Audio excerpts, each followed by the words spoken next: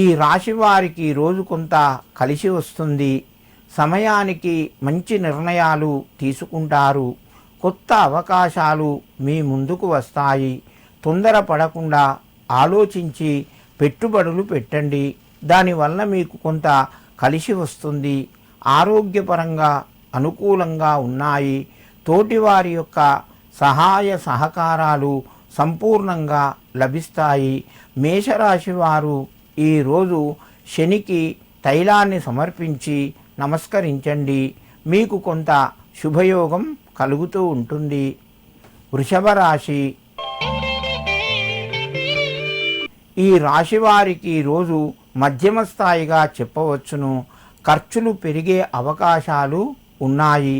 ఆదాయ మార్గం కొంత తగ్గుతూ ఉంటుంది. మిత్రుల ద్వారా కొన్ని ఇబ్బందికరమైన పరిస్థితులు ఎదురు కావచ్చును.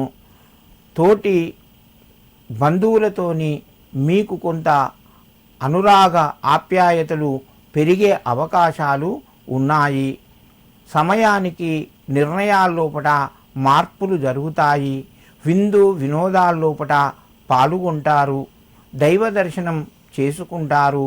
వృషభ రాశి వారు ఈరోజు ఆంజనేయ స్వామికి 5 తమలపాకులు సమర్పించి మీ పనులు ప్రారంభించండి. మీకు మరింత శుభయోగం కలుగుతూ ఉంటుంది. మిథున రాశి. ఈ రాశి వారికి రోజు కొంత కలిసి వస్తుంది. కొత్త అవకాశాలు వస్తాయి. ఆదాయ మార్గాలు పెరుగుతాయి.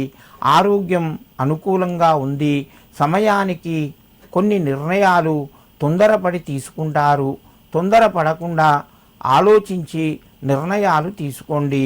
మీకు కొంత కలిసి వస్తుంది.